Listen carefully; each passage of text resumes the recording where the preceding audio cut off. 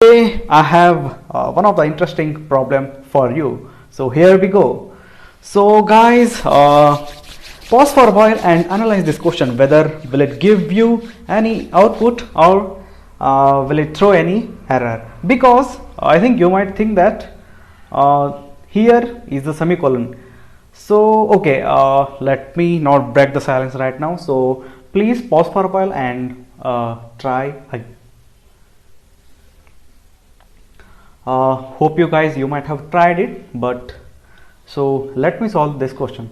So before going to this problem, so we shall dive inside. We shall see the insight of how for loop works. So here we go. So I think you might already know that there are three parts in a for loop, which is first part is initialization, and second one is condition, which will return boolean value, and then third one is block, which is within this parenthesis, which is set of instruction will be written here, and this one is so increment or decrement or any arithmetic operation you can take. But one thing guys, so these fields are not at all mandatory. If you want to skip any of the field, then just put semicolon over there. So for example, if you don't want to put initialization here, if you want to initialize before the for loop, you can do it, but the thing is that you need to put semicolon here. So we shall see. So whenever a for loop starts, so it will first initialization, it will go to the initialization field, and then next one is it will check the condition, and what will be the third? It will go to the block, or it will it increment or decrement? Yeah guys, it will directly go to the block. Third step is it will execute the block statement, and then fourth one is it will increment, decrement or any arithmetic operation it will perform. And then now, so I think I am done right now. So insight about the for loop is over. So let me solve this question. I think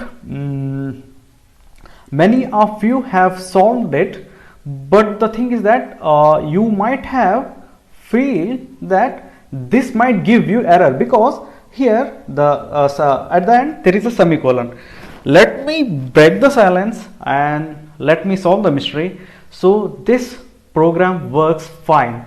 There will be no error because you can give a semicolon at the end of for loop, but the thing is that until and unless the condition becomes false, it won't execute the next statements. So that will be the case here.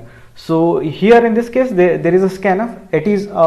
It works fine, no worry. But if you give semicolon here, so the for loop until and unless condition becomes false, it won't execute this statement or next statement. So the loop will continue here only. So then what will be the output of the program?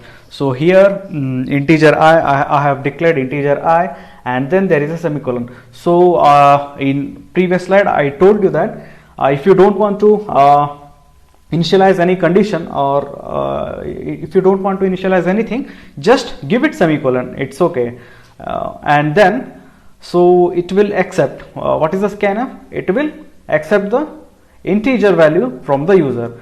So and then I said there is a semicolon, so the block is absent now, so there is no block here, though it will execute and come here, and it will at the end it will print whatever the user has entered.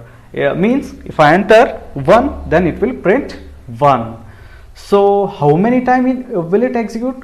Can you tell me, or do you, or you can just write this program and try it by yourself. And so let me tell you guys, though the scanf it will accept the input from the user, but in return it will return non-zero value. So non-zero value means it will be always true, and then printf will also return the non-zero value. So therefore the condition of this scanf will be always be true, so it will never going to false. So therefore it will execute infinite time. So let me tell you guys, there is nothing called as infinite time until and unless your stack gets overflow, it will continue the execution. So I have this program, so let me execute this program now. So you can see I have written this program, so let me execute it right now.